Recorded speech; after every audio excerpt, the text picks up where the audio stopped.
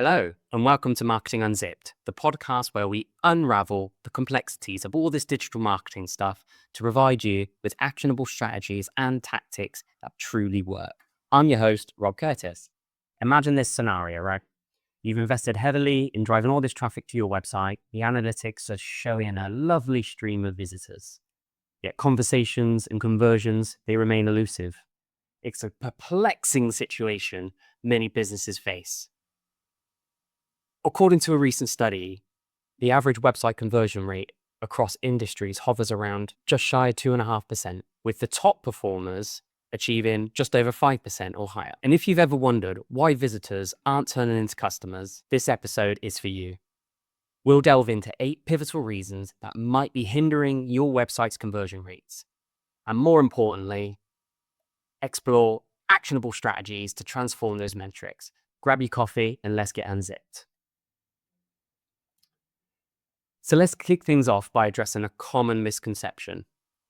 The belief that more traffic automatically leads to more conversions. While increasing website visitors is essential, it's the quality of that traffic that truly matters. So if you think about it, if your website attracts 10,000 visitors a month, but only 100 of them are genuinely interested in your service, product, offerings, your conversion rate will suffer drastically. In this scenario, underscores the importance of targeted traffic. Visitors who are not only interested, but also have the intent to engage or purchase. And targeted traffic refers to the visitors who align closely with your ideal customer profile. These individuals are more likely to find value in your products or services, leading to much higher engagement and conversion rates. So let's take a look at the strategies to actually attract a quality audience. So firstly, and I've mentioned this before, develop those ideal customer profiles, understanding their demographics, their interests, and online behaviors. This will give you the clarity to tailor your marketing efforts. If you're looking at search engine campaigns, so SEO, pay-per-click, focus on more specific terms that reflect the user's search intent. So instead of just targeting marketing tips, consider digital marketing strategies for small businesses. See the difference in that language. It's allowing the user that's making that sort of search with so much more purpose, you can solve that problem for them. And when we think of things like paid ads, we've got a great opportunity to segment, if it was on socials, if it was search engines, we've got a fantastic opportunity to segment on that audience based on location, age, interest, their online behaviors, so many different things. But it's all well and good we can pay for this, but we actually want to make sure the content on our site is of value and is relevant. We want to develop content that addresses the specific pain points and needs of the target audience. And this approach not only attracts, but also engages the right visitors. If our offering isn't right in the first place, our value we're trying to give our users isn't right, it doesn't matter if they're our ideal client or not. They're not going to be interested. So to give you some action steps, I'm going to try and do this a few times throughout all the different sections we talk about. Conduct a bit of a traffic quality audit. To analyze your current traffic sources, identify which brings you in visitors and which then brings you visitors in that converts. So Google Analytics is a great starting point for this. Take a look at the average session durations and conversion rates for each source. So you'll see things like organic, socials, and you can break that down further and further and further. And this analysis will help you focus your efforts on channels that deliver quality traffic. So building on that importance of quality traffic, let's explore the significance of selecting the appropriate marketing channels. Even with a well-defined target audience, using the wrong platforms can hinder your conversion efforts. So there's different marketing channels. They attract diverse audiences with complete varying intents. So aligning your marketing efforts with the platforms your target audience uses is crucial for effective engagement. And I've talked about these things before, but begin to understand your audience and your ideal customer. So research where your target audience spends their time online. For instance, professionals might be more active on LinkedIn, while maybe some younger demographics could favor Instagram or TikTok. My kids definitely don't consider me in the younger demographic, but I do love TikTok. And then we want to actually understand each of these channels and the intent behind them. we want to begin to determine the primary purpose users have when engaging with that platform. For example, Pinterest, people often seek inspiration, making it ideal for visual content related to fashion, home, decor, DIY projects, podcast studio upgrades, and all these sorts of things. A blog isn't going to work on that platform, right? We might send them off to a blog page with more info, but what's going to grab their attention is that visual, that engaging piece. So we have to make sure we're creating that sort of content. And then most importantly with this, regardless of what channels you're thinking of, test and measure, keep monitoring those pieces. So if I can leave you with an action step, evaluate your current marketing channels, review the performance metrics, determine which platforms align best with your audience, consider reallocating resources to channels that demonstrate the higher conversion potential.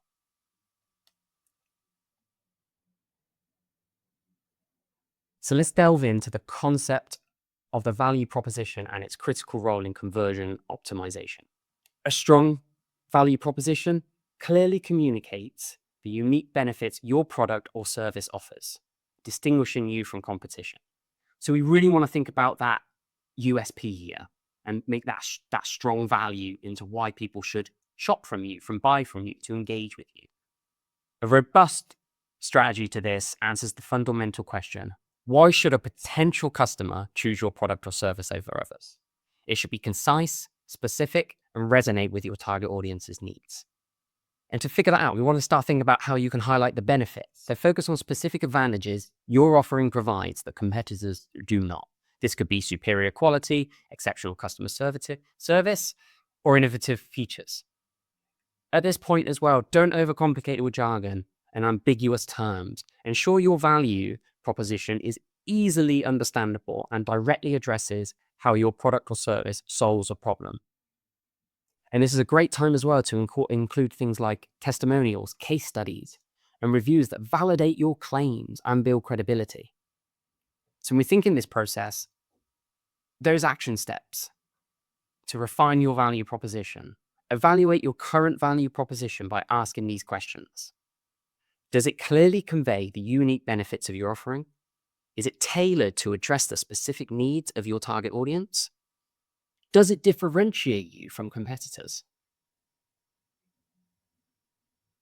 I just mentioned about testimonials, and trust is one of the most important, underestimated components of conversions. It's insane. The value and credibility that somebody else saying you're good goes so far. We know referral marketing is some of the strongest pieces. We need to digitize that and make that accessible to people that don't know us yet. So when someone lands on your site, you have just moments to build credibility for them. We want them to feel confident to take the next step, whether that's submitting a form, booking a call, making a purchase. The trust factor plays a central role in that decision. So what actually builds this trust online? Social proof. A study done by Bright Local, 91% of consumers between the ages of 18 to 34 trust online reviews as much as personal recommendations. And these stats, they make sense. Testimonials, customer reviews, studies are not optional, they are absolutely essential. Visual authenticity in this process. So whenever possible, avoid stock images for testimonials. Real faces, real names, and stories add so much more emotional weight and legitimacy. Better yet, short video snippets where customers share their positive experiences. And even simple things like the security signals, having your SSL certificates, trusted payment badges, and privacy policy links, especially on things like landing pages and checkout pages. And we also want to think about the consistency of your brand. So having an inconsistent tone or outdated design can plant seeds of doubt. Your tone, your visuals, and message, they all need to align across platforms, especially from your ads to your landing pages. If we're talking about something in the ads and we don't mention it on the landing page, there's no relevancy between the two.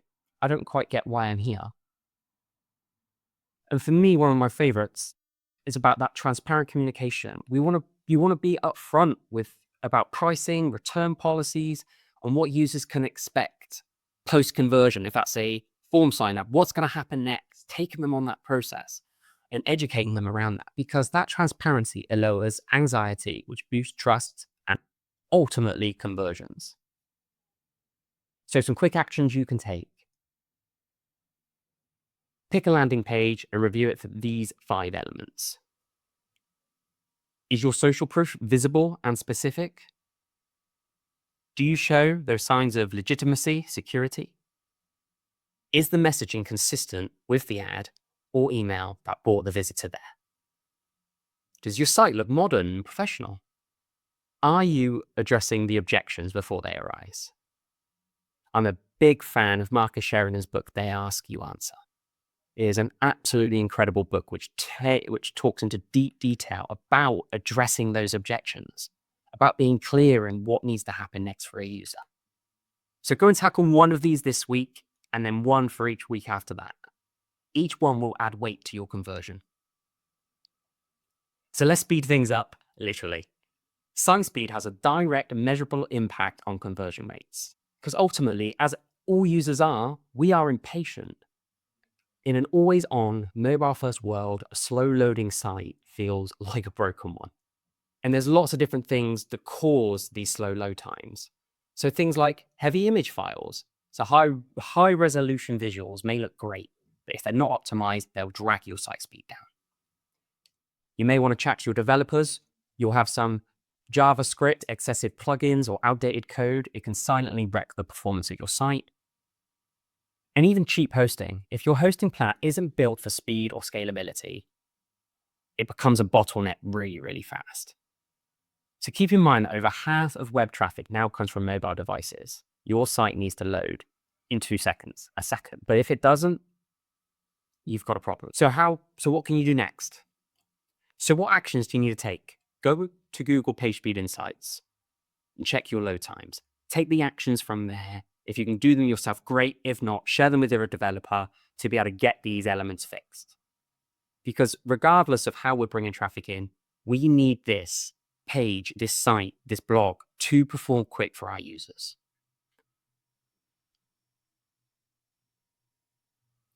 So let's move into user flow. Because even with all the right elements, if your site's navigation or conversion path is confusing, you're putting unnecessary barriers in the way. So you want to ask yourself, can a first-time visitor instantly identify what they should do next? Navigate through the site without friction. Reach their intended outcome in 2 to 3 clicks. If your call to actions are buried, your layout is cluttered, or your forms, they're just unnecessarily long, you're losing leads you already paid to attract. So we want to streamline that journey. Every page should have one primary purpose. Multiple calls to action compete for attention, and they reduce the clarity of what we want the user to do. So a logical flow I like to think of is guide the visitor from the problem to the solution, to the credibility, to the action. That's the kind of natural emotional arc that really builds momentum. And one thing I mentioned a second ago about how many clicks, don't make users hunt for the next step. Think in terms of clicks to conversion and aim to minimize them. We don't really want to be any more than 3 clicks away from being able to convert, because we want it to be simple for our users. So what can you do? So go and do a first-time user test. Ask a colleague, a friend, your mum, your dad's, your best friend's cat sister, someone outside your industry to navigate your site and complete a goal, like book a demo, sign up for a newsletter. Watch their screen. Ask them to think out loud and note every hesitation. The friction points they experience are exactly where you're losing potential customers. So let's talk about those call to actions. It's the final nudge, the closer, and yet so often they're an afterthought. Think about it. Your visitor has made it this far. They've read the copy. They've nodded along, and then your call to action says, submit or learn more. Or even worse, nothing at all. Weak call to actions cost you conversions, full stop. So what actually makes a great CTA? Clarity. That's what makes a great CTA.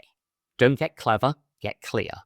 Get your free guide, beats, discover the secrets, every time. Let's not overcomplicate that process. Think about action-orientated language. Start with strong words like download, start, get, try, or book. Instead of just asking for something, offer a benefit. Book a call becomes book your free strategy session. And another one of my favorites is actually promote a bit of urgency into this. So if it's real, use something like limited spots. Offer ends Friday or only 5 spots left. This can give people that extra push to make a decision. Then we want to think about how we design these. Where do they need to be? So your CTA should stand out visually and be placed above the fold and again at key decision points. And what I mean by above the fold is before you have to scroll, there should be a call to action accessible. If it's not, go and rewrite, redesign, reposition. These small tweaks here can mean big results. And for me, the last of my tips, even if someone converts, downloads a guide, signs for a free trial, books a call, the journey doesn't end there. And if you don't follow up effectively, all that effort to get conversions, it can go to waste. And this is where most businesses drop the ball here completely. I was reading something online a couple of weeks back where there were some stats along the lines of companies that follow up within an hour, they're more than 5, 6, 7 times more likely to qualify a lead than those who wait even just 2 hours. Yet the average response time is apparently 42 hours. That's a massive missed opportunity. So here, use tools like your CRM to create email automations. It can trigger immediate personalized responses. Even just as simple as, thanks for signing up, here's what to expect next. These emails set the tone. And then we really want to think about every conversion. It should flow into the next interaction. If they downloaded a guide, follow up with a related offer. If they book a demo, send a prep checklist and a calendar link. And we want to nurture these leads really intelligently because not everyone buys on day one. You could build a nurture sequence that delivers value over time, keeps your brand top of mind, and makes the next step feel natural, not pushy. So we like to use these sorts of places where we'll give value. So action steps for you. So pick one lead magnet, form, or booking page and go through the post-conversion journey yourself. Do you get a thank you, a next step, a well-timed follow-up email? If not, it's time to build a simple sequence that turns interest into action. So let's quickly recap what we covered today. The 8 reasons your website may not be converting. Number 1, you're attracting the wrong traffic. Number 2, you're using the wrong marketing channels. 3, your value proposition isn't clear.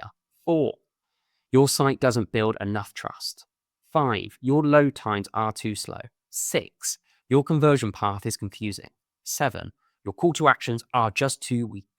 8, you are not following up effectively. Isn't it a crazy thought? Each one of these can cost you real revenue. But thankfully, they are all more than fixable. So here's your challenge for this week.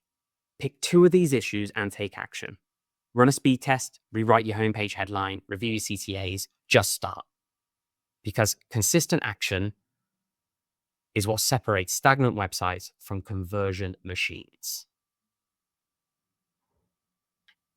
If you enjoyed this episode, be sure to subscribe, leave a review, but please share it with someone who's stuck and how we can help them crack that conversion code. Thanks for tuning in to Marketing Unzipped. I'm Rob Curtis. Keep testing, keep learning, and remember, every click is a conversation. Make yours count.